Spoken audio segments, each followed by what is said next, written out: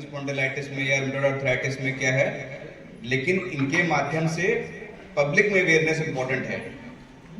Public को, आम जनता को यह मालूम होना चाहिए कि कुछ सिम्टम्स को, कुछ लक्षणों को जो वो नॉर्मल समझ रहे हैं या जिनको अनदेखा कर रहे हैं, वह और समय बढ़ने पर एंकाइलोजिंग स्पॉन्डिलाइटिस में कन्वर्ट हो सकते हैं। बेसिकली वो एंकाइलोजिंग स्पॉन्डिलाइटिस का अर्ली पार्ट होता है, जिसको वो समझते हैं कि ये मेरा शरीर का नॉर्मल दर्द है या थकान है। तो मैं सिर्फ आपको एक पब्लिक अवेयरनेस के रूप में बहुत ही आम भाषा में समझाना चाहूँगा कि इसमें जो मेन सिम्टम होते हैं वो 20 से 30 साल के लोगों में, मेल्स में अधिक है, यानी कि आदमियों में अधिक है फीमेल्स की कंपैरिजन में इंडिया में। और मेन सिम्टम्स होते हैं लो बैक पेन, यानी कि कमर के निचले हिस्से में पेन, और स्टिफनेस मतलब जाम होना। नॉर्मली कोई भी दर्द होता है वह आराम करने पे, रेस्ट करने पे कम हो जाता है, लेकिन इसमें उल्टा होता है, रेस्ट करने पे थोड़ी देर बाद दर्द और बढ़ेगा। मॉर्निंग स्टिफनेस, यानी कि रात में कोई सोया, सो के ऊपर सुबह जब मॉर्निंग में उठा तो उसको पूरा स्टिफ लगेगा, पूरा रीढ़ की हड्डी हमारी जाम हो गई है। ये जो मैं आपको शब्द बोल रहा हूँ, ये लाइन बोल रही है, अक्षरशः पेशेंट हमें बताते हैं कि साहब हम रात में तो ठीक है सोते हैं, सुबह उठते हैं तो मुझे लगता है कि मेरी पूरी पीठ अकड़ गई है। ये अर्ली सिम्टम है।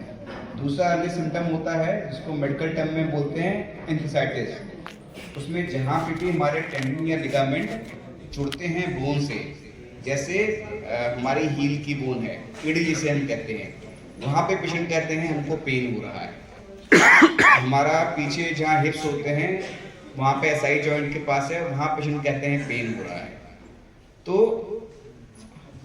सीधी भाषा में बात यह है कि यदि इंडिया में 20 से 30 साल की उम्र में कोई मेल यदि इस तरह के सिम्टम महसूस कर रहा है कि मॉर्निंग स्टिफनेस है, सुबह उठ के पूरा रीढ़ की हड्डी नीचे वाली जाम है, कमर में दर्द है, हिप में पेन है, एड़ी में दर्द है, तो और खासकर ये सब चीज़ें कम से कम 6 हफ्ते से अधिक चल रही हैं, तो इसको इग्नोर ना करें। उसको थकान बढ़ रही है तो इसको इग्नोर ना करें। हो सकता है ये एंकाइलोजिंग स्पॉन्डिलाइटिस का अर्ली स्टेज हो, जिसका यदि समय रहते दवाओं से, फिजियोथेरेपी से, एक्सरसाइज से हम कर लें तो ट्रीटमेंट तो नहीं, एटलीस्ट प्रिवेंशन वाला पार्ट हमारा हो जाएगा और अर्ली ट्रीटमेंट वाला पार्ट हो जाएगा। हमारे जोड़ पूरे खराब नहीं होंगे, उससे पहले ही हम काम करना शुरू कर देंगे। तो मेन जो मकसद है कास्ट इंडिया का वो यही है कि एटलीस्ट हम पब्लिक अवेयरनेस द्वारा यह बात पब्लिक में डाल दें कि ये अर्ली सिम्टम है एंकाइलोजिंग स्पॉन्डिलाइटिस के, ताकि पेशेंट को, पब्लिक को ये अवेयरनेस रहे। जैसा डॉक्टर जेनेट ने बताया, छोटी मेडिसिन ने, कि उनके यहाँ भी एक डॉक्टर साहब है जिनको एंकाइलोजिंग स्पॉन्डिलाइटिस है, जो हमारे यहाँ हैं।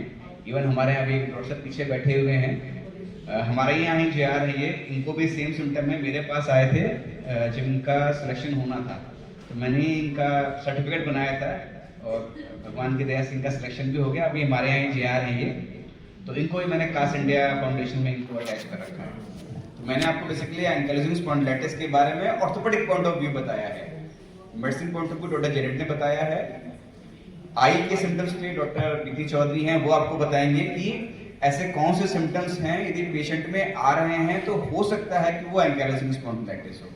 और उसके बाद हमारे यहाँ अनिता मैडम है जो फिजियोथेरेपिस्ट है, जिनके यहाँ बहुत सारे पेशेंट्स आते हैं जस्ट लाइक दैट कि घूमते फिरते साहब दर्द हुआ है, डॉक्टर ने मुझे बोल दिया फिजियोथेरेपी कराने के लिए, तो वो ये देखती हैं हाँ भाई ये रूमेटॉइड के पेशेंट्स हैं या एंकाइलोजिंग के, तो वो भी आपको बताएंगे। सबसे पहले मैं डॉक्टर प्रीति को दूंगा ताकि वो डॉक्टर प्रीति आपको आई के बारे में दें, फिर डॉक्टर मैं अनिता मैडम को दूंगा, वो थोड़ा सा रूमेटॉइड के बारे में बताएंगे। ये पब्लिक अवेयरनेस प्रोग्राम है, मेडिकल मत नहीं, सिर्फ पब्लिक अवेयरनेस की बात कर रहे हैं। Thank you.